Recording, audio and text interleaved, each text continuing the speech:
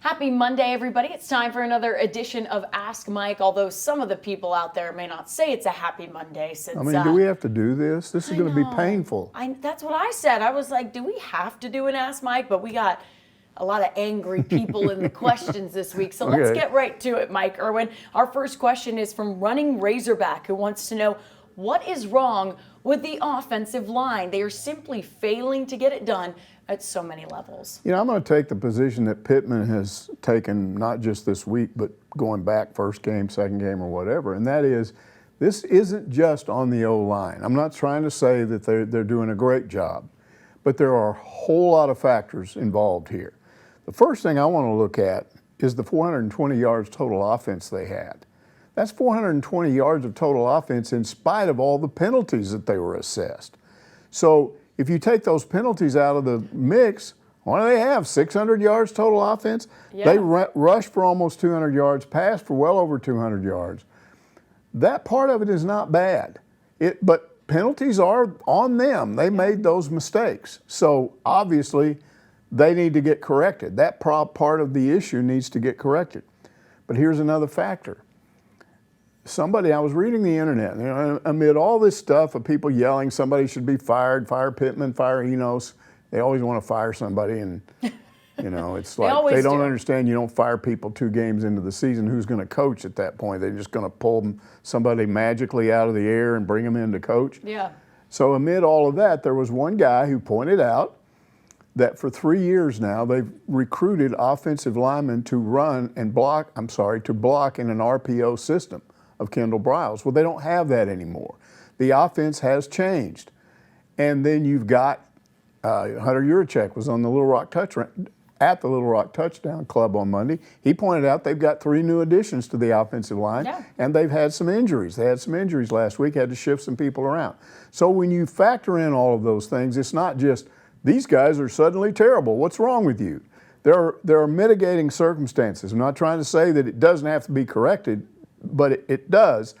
But there are a lot of things that have to be corrected beyond the offensive line. I think Dan Enos has to play call better. Absolutely. I mean, he's not taking advantage of some of the talent that they have. Absolutely. So, and he's also way too many times playing right into the hands. We've had 3 straight opponents that stacked the box. You're just daring Arkansas to throw the ball more, which they did, but they could have thrown it more, in my opinion. Yeah. I mean, there are guys out there. Luke has the tight end. You could throw to him 8 times a game. He'd probably be open all 8 times and catch it all 8 times. So Enos needs to do a better job of play calling. There are just things, you have to reduce the number of penalties. That'll help them. And then I think the running backs need to be smarter, and I think they did that. I think you saw A.J. Green find a little hole, which they haven't been doing, and he went, 60-something yards for a touchdown. So there are signs that things are getting better, but when you lose, nobody wants to look at that. No, and I like the person who said, hey, you got to look at it. It is a new offense for these guys. I mean, when you put that inexperience on the line, plus a new offense, you've got Brady Latham, who's been moving around. You've got, Bo Limmer and guys like that. Well, they've got him benched. They want him out. Get rid of him. I mean, come on. Oh, that's what the comments are saying? Yes. So, I mean, come on.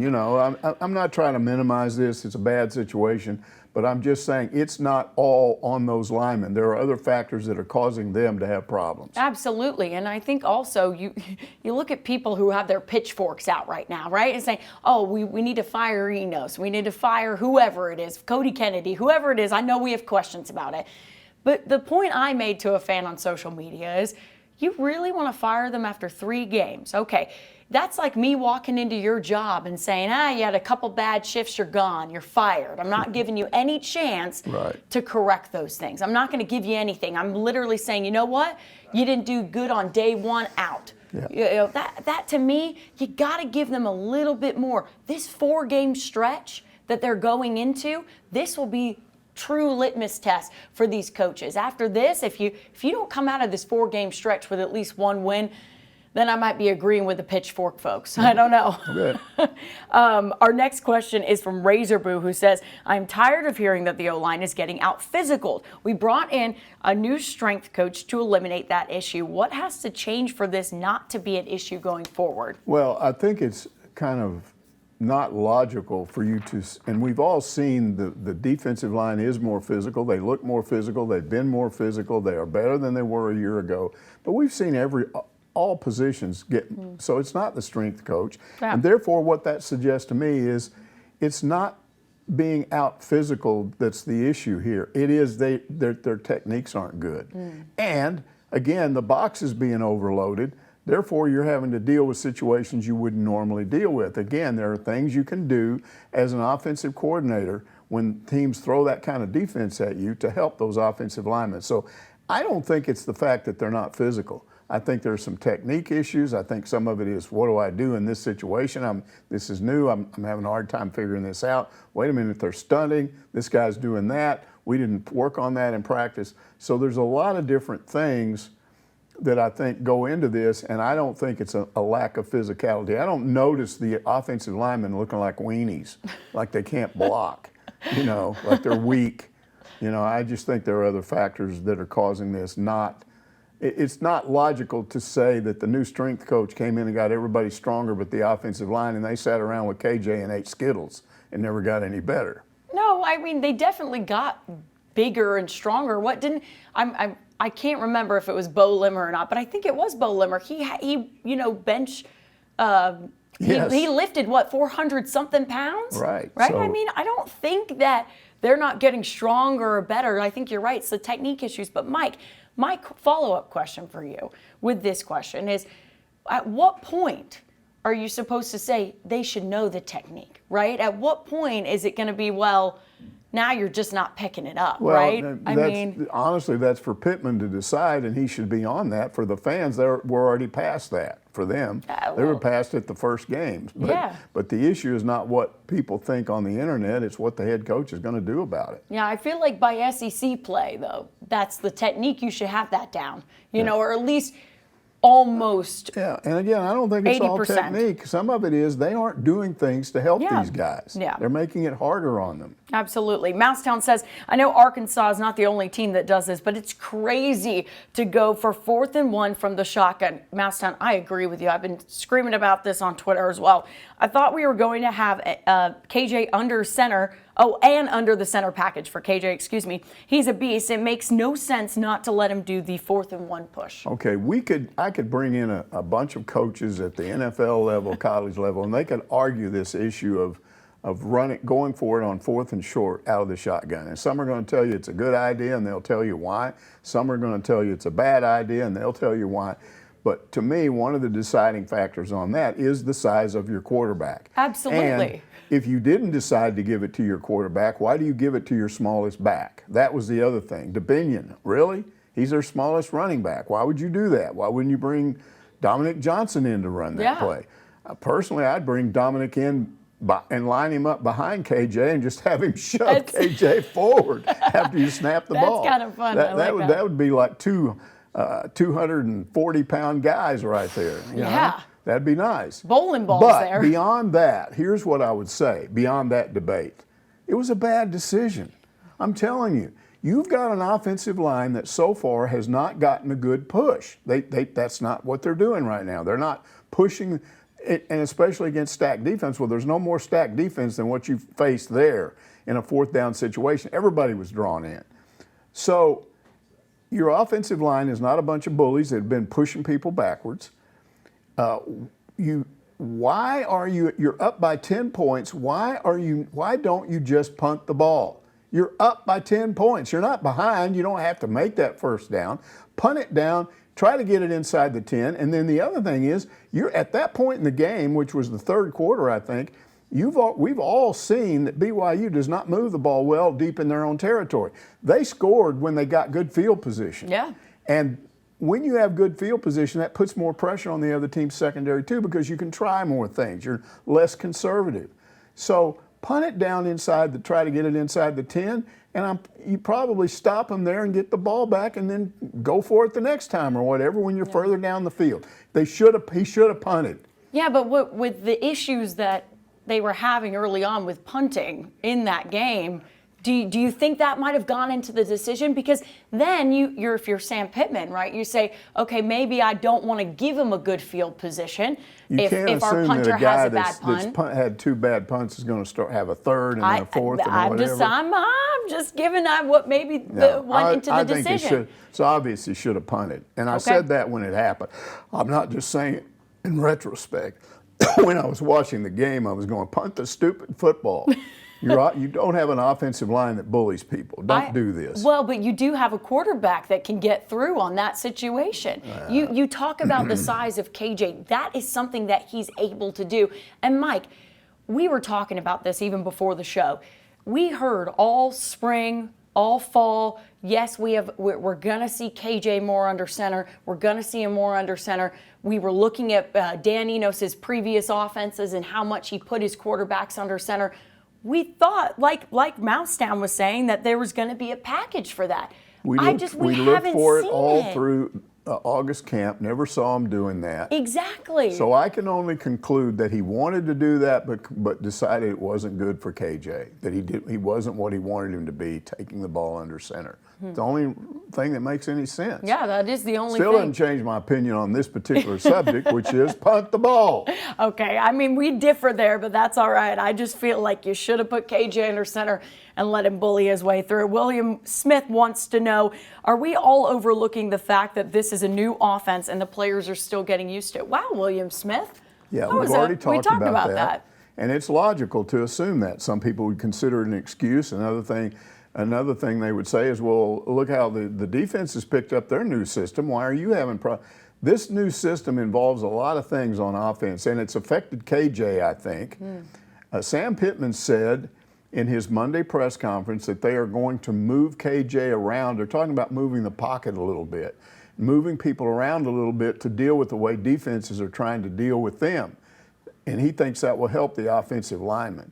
So, again, there are things that can be done. Things they're probably going to change, things they're going to look at. But I think that you cannot assume that everybody got all excited when Kendall Briles left. Oh, They did. And now you've got people actually saying that was a mistake. I read a thing today where a guy on the internet said that they ran off Kendall Briles they first, if you go back to December, it was we ran him off. Yeah. This guy was saying he left because Pittman was mailing it in. He saw last year Pittman was mailing it in, so Briles left on his own to get out of this situation. This is where people go from A to Z, boop, boop, boop, change their positions on things or whatever. So, what if you're Sam Pittman? Somebody tried to make this point with me. Well, he should have just gone out and found another offensive coordinator that ran the same RPO system.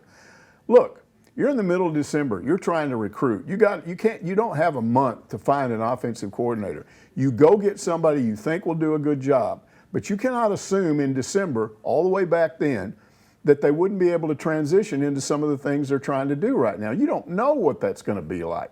The other thing I would say is, and nobody wants to hear this, but when you bring in a new offensive coordinator with a new system, you can't judge it immediately.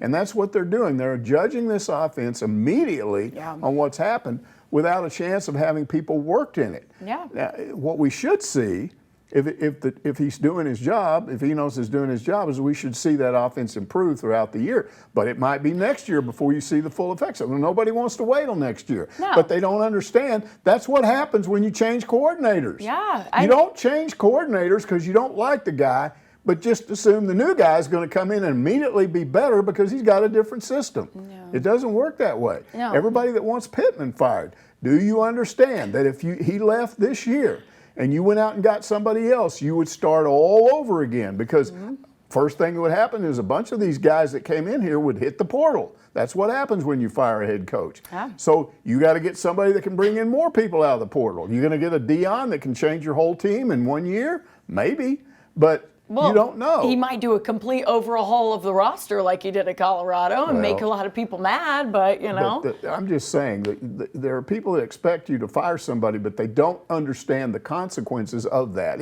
In the long run, Briles leaving may turn out to be a good thing, but because it doesn't immediately look good now doesn't mean it was a bad decision. Well, Mike, we're in an instant gratification world, so that's what happens. Now. Give me it now. I don't want to wait. I don't have patience. It's an instant gratification world that we live in. That is how society is these days. So I talk about it all the time, that some things are a build in progress, right? Some teams are a build in progress, but people just know it's immediately got to change. We need to bring a new guy in and win a national title. That's what we need to do. Exactly. It's just, it is maddening. So I agree with you completely there. I love the rant. We're going to move on to the next question because we have a lot more. Eddie Lynn says, our fans need to come up for air and see what's happening all over the SEC. Teams are getting beat. Their fans freak out. Season is over. They bounce back the next week. It's a new season every single week. I like that. Yeah, I would agree with idea. that. That doesn't mean that Arkansas will go beat LSU. It doesn't mean they'll go beat A&M. Nobody knows what's going to happen. But it does say that it's a little bit premature to assume they're going to lose the next 6 games or whatever. Yeah. Because you don't know. You don't know what we've already seen. We started off seeing South Carolina look good, then they looked bad, then they looked good again. We've seen A&M look good, then they look bad, then they look good again. What about Alabama? Alabama looked good, and now they've looked bad 2 weeks in a row. So you don't know exactly how this is going to go, but you cannot assume that Arkansas, based on losing this game, is going to be terrible from here on out. It's not a conventional year in the SEC. There's a lot of reasons people are giving for it, and I don't think anybody knows what's really going on. But the league is different this year. I always say it's NIL, the great equalizer, right? I mean, you have money that is spread out now. You have different boosters that are stepping up and paying different NIL deals and different things like that. That assumes that the SEC is not doing in the NIL what other schools or other conferences I don't are know. doing. I mean, there's a lot of money other places. They just didn't have an ability We'll to see. pay I don't personally legally. understand what's happening. I don't have an explanation. Some think it's a clock issue and all kinds of other things. I have seen the clock issue a lot. I don't know. I truly think it's NIL. I think you can go back in 5 years now, we'll see a totally different landscape of college football because NIL spreads things out. NIL is making a more level playing field a little bit with different teams here. Moving on to the next question, WV Hog fan says, it felt like we were back in the old Southwest Conference with some of the mysterious calls that were made by the officials. Mike, I know you and I were mad about this too, specifically the offensive pass interference, roughing the passer call. Ooh, don't get me started about that one, WV Hog fan, and the unsportsmanlike after the fumble recovery. All 3 of those calls were ridiculous. Did you see the roughing the passer? Roughing the passer, I was talking to Matt Jones on the radio today, the player Matt Jones, ex-player, and he pointed out, I think it was Antonio Greer, was that right? Yeah, I think it was Antonio Greer, yeah. Okay, he said he did the textbook approach when you're trying to sack a quarterback. Yeah. He's coming in, he's that far away from him, and gets the ball off just over his head, so he slowed down, put his hands up, softened the blow, and you watch their quarterback, he's kind of pushed back like 2 or 3 steps. Not really. Just a couple steps. Yeah. He didn't even come close to falling down, and you're going to call that roughing the passer? That's the stupidest thing I've ever seen in my life. If that's roughing the passer, gosh, I must assault people on a daily basis then. And then there's that stupid celebration penalty in which they apparently told Pittman some of the players looked like they were going to go up into the stands. What were they, hungry? Do they want hot dogs from the concession stand? Maybe. Come on. That was here's what I say. And we talked last week about this guy. I never did look up his name, but they've got a guy in charge of scheduling the non-conference games for the future. Whoever he is, I would make a suggestion to him. When you're scheduling non-conference games, make sure that you get an officiating crew not from either conference. Your opponent's not going to want big SEC officials, and you don't want Big 12 officials in this case. Get ACC officials, get Big 10 officials, get Pac-12 officials. That way you solve this problem, because this was about as blatant as I've seen. It was pretty obvious what they were doing. Yeah. The other thing we haven't even talked about was that while Arkansas got a lot of holding calls, they got almost none, and they were holding the whole game. Yeah. It was really one-sided on the calls there. And you could tell Sam Pittman was frustrated too. I think even in his press conference, he mentioned that he was, okay, well, we know about the penalties. Some I I didn't really like and I didn't really agree with. So he was a little annoyed as well. I think you could tell by, yes, he wants to clean up the ones that were their fault, but not all 14 of them were totally on Arkansas there. So moving on to the next question here. Really mad wants to know, how come you media guys didn't know this was going to happen? All we got last month was fluff pieces. The season starts and there are all these issues you didn't tell us about. Okay, well, let's start with the most obvious problem this team has right now, and I don't think anybody with a brain would disagree with this. Penalties. You could talk about any problem that's out there. Penalties is number one. Sam Pittman, on 2 different occasions, after each of the 2 August scrimmages, said, the first thing he said was, too many penalties, everybody reported it. So don't tell me you didn't know and we didn't tell you about it. If you didn't know that, you weren't paying attention. Because or you didn't want to read it. You were like, no. We definitely talked about it. Now, how is somebody like me supposed to tell you that the offensive line has blocking issues? I didn't see either scrimmage. At no point when we go to practice do we ever see offensive line versus defensive line in a blocking situation where there's tackling involved. So there's no way you can know there are issues unless the coaches tell you there is. And Sam Pittman may have mentioned it some. If he did, I'm sure it got reported. Yeah. But he didn't talk about it a lot. So we're like you. We see this just like you do for the first time when they start playing games. So don't give me this, you didn't warn us about it, because in some cases we didn't know. And in the case of the penalty things, we did know and we reported it. So yeah, and we hardly we talk about this all the time on the show, and I feel like we need to remind the people out there, when we go to practices, right? We get to see just the beginning of the practice, the first couple of periods, the first maybe 1 through 3 periods, and most of the time they're indie drills. So we're not seeing really anything. I mean, we're not. If you go back and look at the videos. The only thing we saw that you could comment on in the preseasons, we saw wide receivers against D-backs. We did, but remember, we weren't even allowed to film those after, we weren't allowed to film them after we filmed them at one time. We did, yeah, we filmed them one time. One time.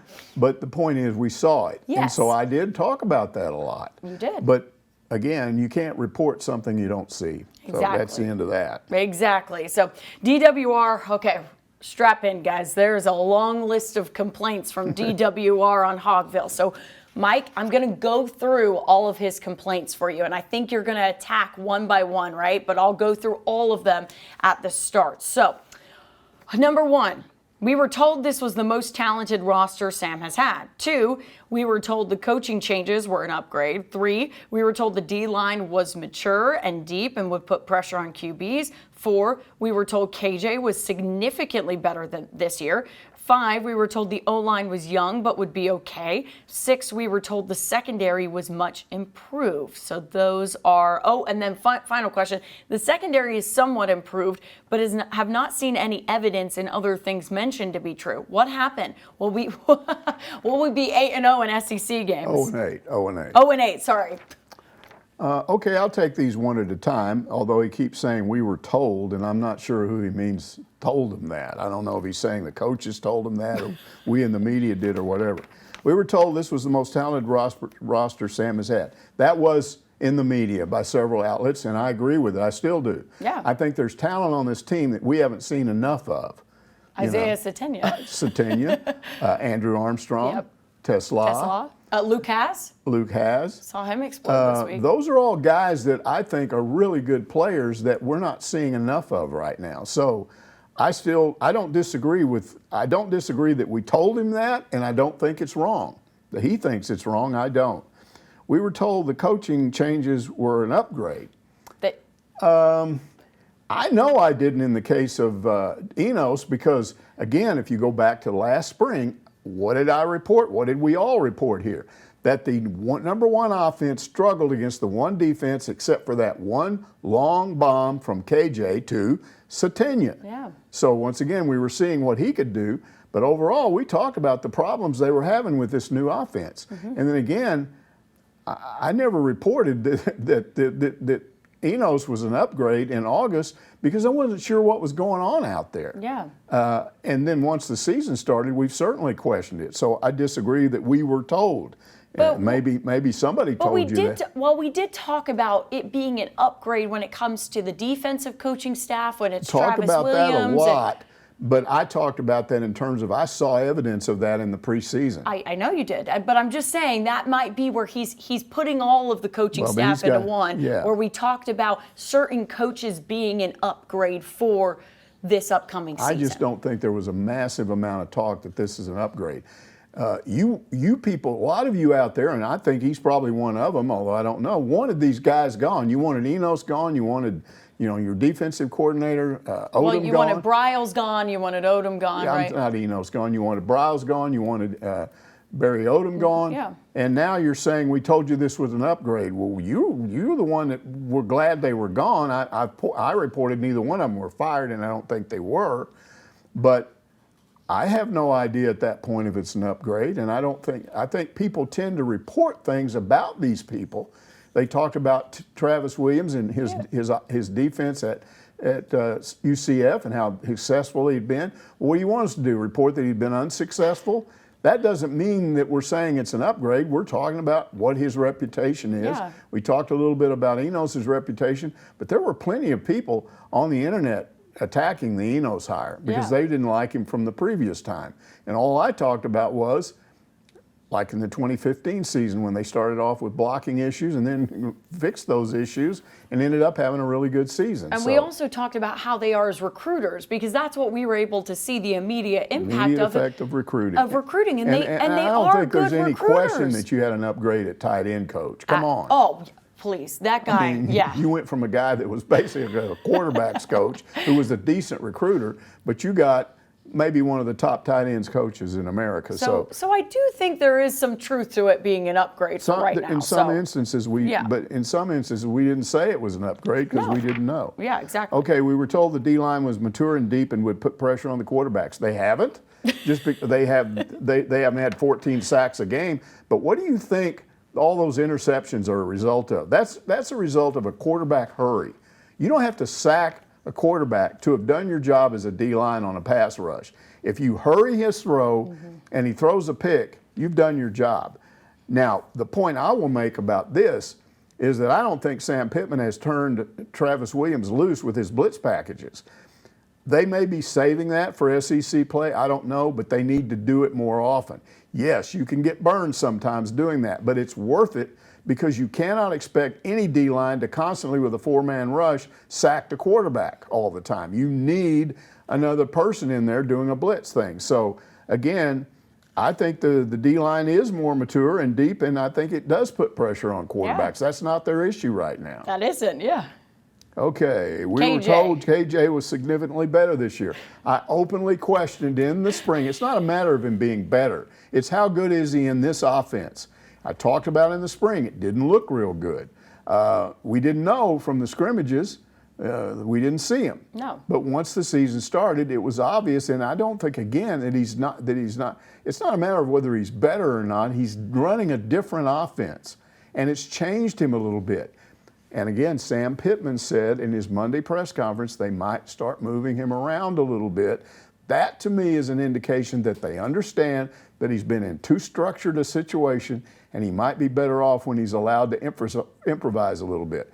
Even though they're totally different types of quarterbacks, there's one thing that's similar between Matt Jones, the ex-Razorback quarterback, and KJ Jefferson. They both can improvise very well. And what may have happened with Enos is you're taking that away from KJ, and I'd like to see him get it back a little bit. Yeah. We saw a little bit of it in the Kent State game, by the way. We did see him get to do that. And we were told the secondary was much improved, and he agrees on that they are improved, and I agree on that. And the O-line.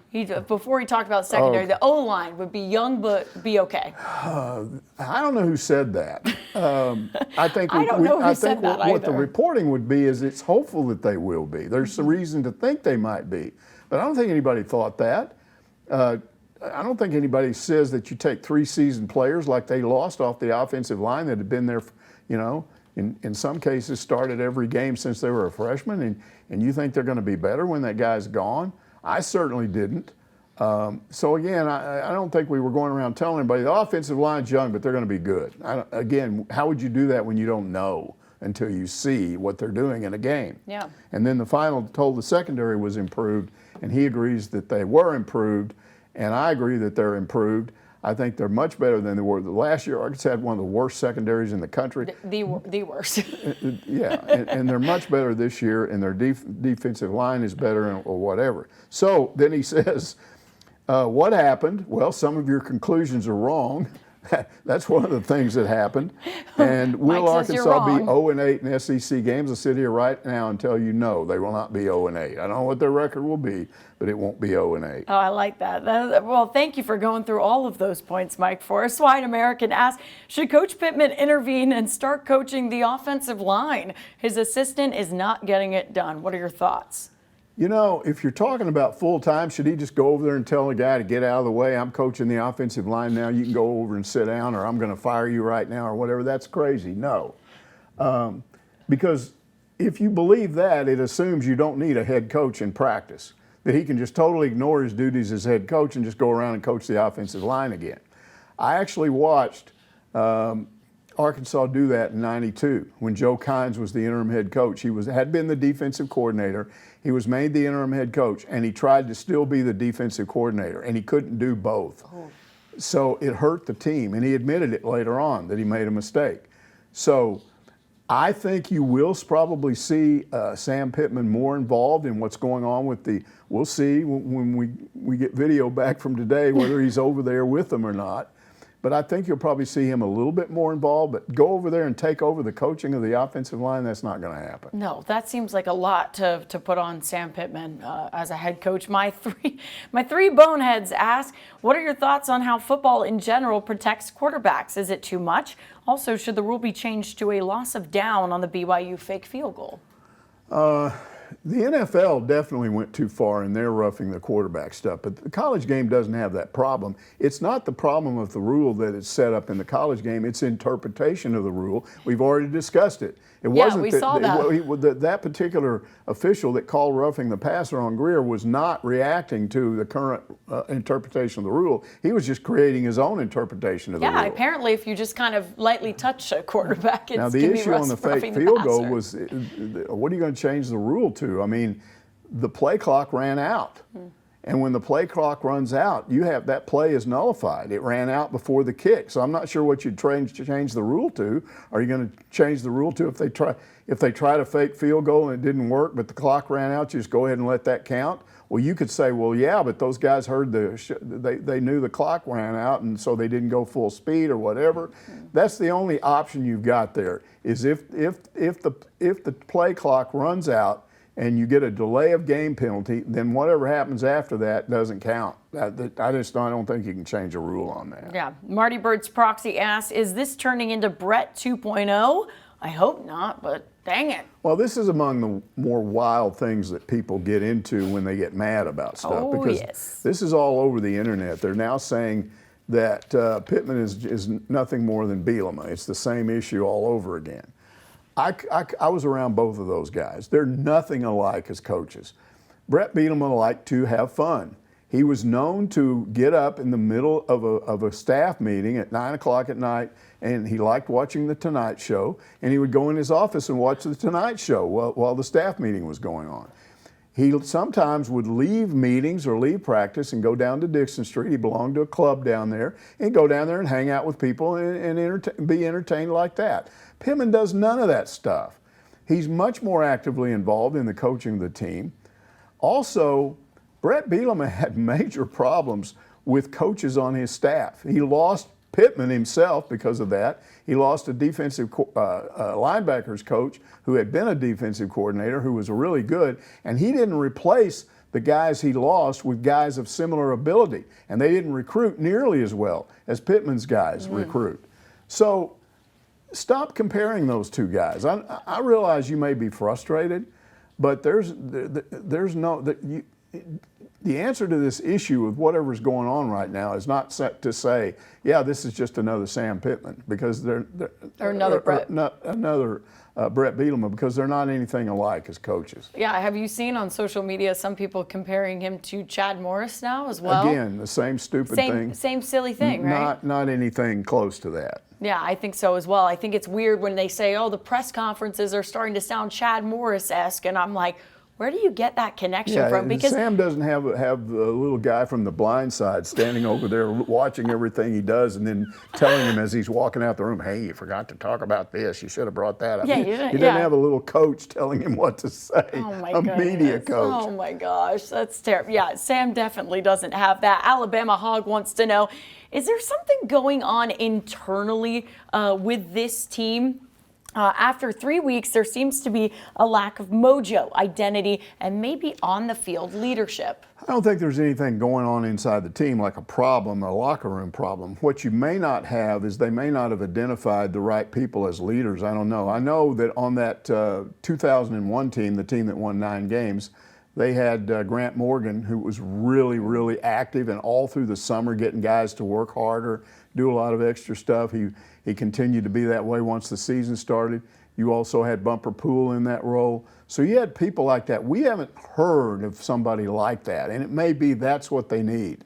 They need maybe somebody on offense, somebody on defense to step up and be a leader. You know, Rocket Sanders, we saw him on the sideline, you know, kind of hyping up the team, getting them ready. Maybe he's taking more of a leadership role now that he's hurt. Yeah, and there are a lot of people assuming they don't have that, but where are they? Are they in the team meetings? Are they in the locker room during the week before a game? I don't think you can just assume there's no leadership because you're losing.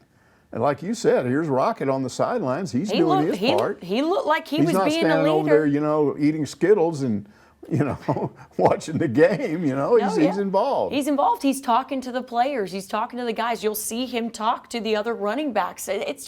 I feel like he is doing it. Landon Jackson's a very vocal leader on the defensive line. I think that's kind of a lame question where you just automatically assume something's wrong. Yeah. Something's got to be wrong with leadership if you lost a game like that. It's a lack of leadership. Yeah, I don't know that was why they lost the game. They lost the game because they had too many penalties.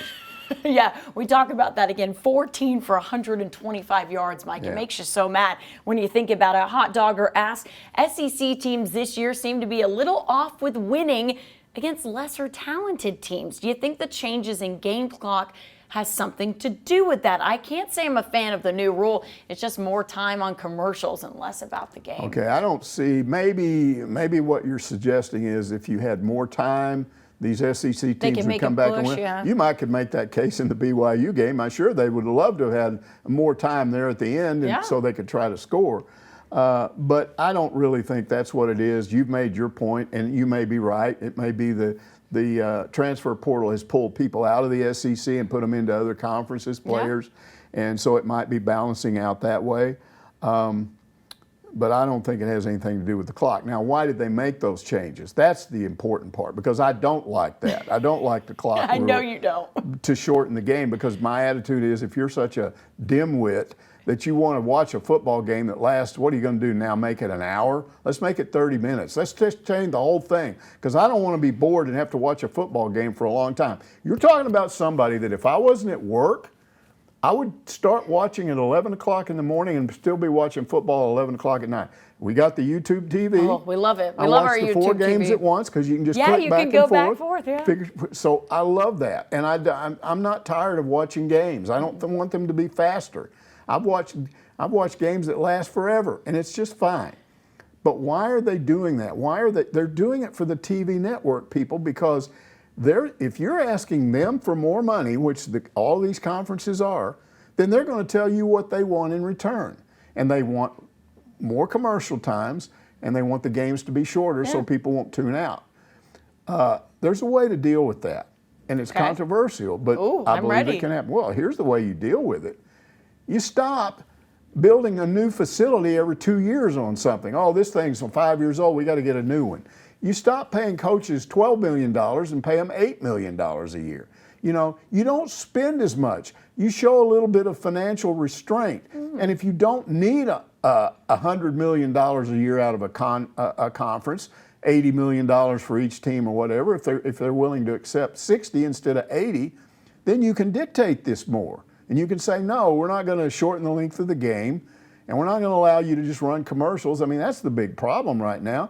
Every time somebody calls timeout, you're like, might as well go to sleep for an hour. And is the game back on again? Yeah, it stops a lot. All of that stuff is being caused by the fact because it's all about money. Give me more money. Everybody wants more money. Got to have more money for the NIL. Got to have more money to pay the coaches. Got to build this new facility because they got a waterfall in their locker room. So we got to have a waterfall in our locker room, and it just never stops. It goes on and on and on, and it becomes not about football anymore, but what kind of facilities you have and all the new neat things you've got. Well, that's how they bring recruits in, Mike. I mean, the cooler facilities is what those kids are looking at. So if you don't keep up with the Joneses, right? I'm going to say that. Everybody would have to accept the notion. Hey, let's have a conference meeting before we do a new contract with ESPN, and let's say we don't want $100 million this. Yeah, but you think everyone's gonna go along with that? I don't know. They probably won't. No. But I'm telling you, I'm just telling you why it happens, because of greed. Yes. If you were willing to dial it back and make it more about football and less about money,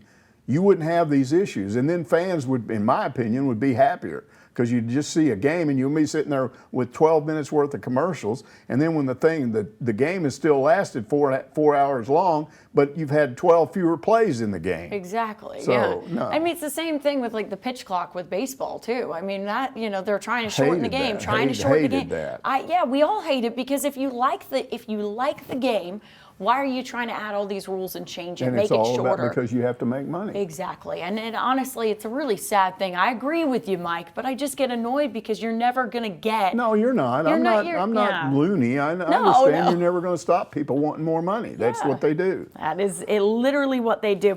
Razor Alex 88 says, and I believe, is this our final? No, not our final question. Razor Alex 88 says, this is one of those times it is best to take a step back and put things in the proper perspective. We tend to take football or any sport very seriously. It is good and all to be passionate, but we must be careful letting game results dictate whether we are having a good day or a bad day. This loss was a real bitter pill to swallow, but I am determined to not let this loss steal my joy. Wow. Yeah, you always have a nice comment from somebody in this show. You sent it in and I like it. I say, good for you. It's good that you've got this thing into perspective. The only thing I would say about it is don't expect a lot of people to have that attitude, because they won't. They won't. They just won't. Now, I'm not attacking those people either, because you have a right to feel how you feel. Yeah. But you do need those kind of fans. If you don't have some of those, you're in real trouble. And these are the kind of fans that, honestly, we were just listening to some talk that came out of the press conference over there. Was some talk around there, and I think Pittman was basically hinting that some of this nasty stuff that was on social media over the weekend gets back to the players, and really causes issues. It absolutely does. Here's what I would say about it. There's nothing you can do about that. But what you should do as a player, and what you should do as a coach to talk to your players, is make them understand that they need to tune that out. Just tune it out. Who cares? You don't have to listen to that. You can't. Are you better off not knowing that that's the way some people feel, even though they feel that way? I mean, just keeping it off social media doesn't change the way they feel. They're still out there mad about stuff. So are you better off because you're unaware of it? I think it's okay to be aware of it, as long as you know that it doesn't mean those people aren't going to decide your future. They aren't going to decide whether your coaches get fired or not. They're not going to decide whether you get benched or not. They're just mad. They're just expressing their feelings. You can't argue with people on this either. You get into a Twitter argument, it's just like being invited into being bullied, because everybody will jump in and will jump all over you, and they'll attack you, and it's not a fair fight. No. Don't get in that fight in the first place. Assume that everybody has the right to their own opinion. Now, here's what I'll do. If I read a really stupid comment on Twitter, I won't respond to it at that moment. What I will do is wait a couple of days. I'll come back and put something on Twitter in response to that, but I won't make it in reference to that person. Yeah. I will. It's like I've decided this. Yeah. So I don't tie. You know what they call that, Mike? Well, you're being a little bit deceptive, but I'm trying to avoid. No, it's a real word. It's called subtweeting. You subtweeted a person. Yeah, but you didn't do it immediately. Right. And so what I'm trying to do there is saying you can say whatever you want. I'm not going to attack you. I don't want to get into an argument with you about this, but here's what I feel about that. And then once I post something, I don't care what. I mean, I've put stuff up, and there's been 3 pages of people calling me an idiot. I don't pay any attention to it. No, I know. There are people in our YouTube comments as well. Yeah, so. you go, okay, whatever. You don't like reading them. You're like, all right, cool, thanks. Well, no, you can't do this without getting that kind of reaction from some people. And you might as well not understand that's the way it works. I will say something. You're totally right on all of that. But I will say, you know who does see those comments and just quietly sits and watches those comments? Recruits. Yeah. They see those comments. So think about this. If you're a Razorback But are fan. you going to stop them by using that approach? Well, no, because they're going to do it they're anyway. going to do whatever they want. But all I'm saying is those comments like Razor Alex 88, right? Yeah. When you can have people Yeah. who have those comments out, the recruits see that and they go, wow. Well, That's awesome. Then the coaching staff needs to get that and put it out there. They need to get Razor Alex 88 and say, here you go. They need to retweet him left and right. Yeah, exactly. Pig's Feet says, saw a photo of KJ signing autographs after the game. He had to have been hurting inside, but still a class act. I mean, there's not much else you can say. He is a class act. That's very difficult to do that after a tough loss. And he's a credit to the program. I think he will be fondly remembered in years to come. He comes back, comes to reunions, people will love it. And that was a great look. Yeah, you know I do the KJ Chronicles every week in our game day show, and getting to sit down with his family, you can see that's his whole family are class acts. So all of them are lovely people. And if you haven't watched any of those, they are on our website, hogville.net. But it's just, you can see where that comes from, right? KJ is just like, he's always cared about the fans and always cared about giving back to them, even if they say mean things about him. Yeah. I love that. And our final question of the day is from Hagen in the Ville. I love that name, Hagen in the Ville. We haven't heard that one before.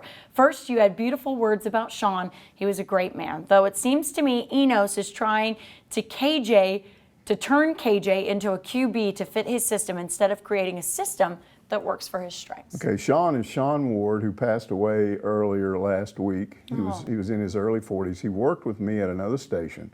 He was a sports photographer while he was in college. He later became a reporter, but the thing I liked about him was he had the mind of a reporter, but he was shooting practice. Ooh. And he found video and shot things that other people wouldn't have known to shoot. Ooh, because he was really good at what he did. And he did that in a very controversial time when all that Mitch Mustang stuff and Malzahn and all that was going on. But he did a great job, and then he later became a reporter for a short time, and then he got into another line of work. So I appreciate you mentioning him. I will always remember what he did. College students are not full-time people. They've still got things to learn. He might as well have been a full-time guy. Wow. He was really good at what he did. Oh. Now, the whole thing about Enos and fitting him into a system, we've already discussed this. Yes, Yeah. I think this is an issue. But I think we're getting a little bit of an indication from Sam Pittman today that maybe they're going to adjust that a little bit. I know. Maybe they've had some conversations about you can't put KJ into a box. You know, you can't just turn him into somebody that you want him to be as a quarterback, because his personality is already decided. So we'll see if there's a little bit of that in the LSU game. I think that is a great thing to end the show on today, Mike. We will see what happens with KJ Jefferson and the rest of this team moving forward. That's going to do it for this week's Ask Mike. We'll see you next Monday to answer more of your questions.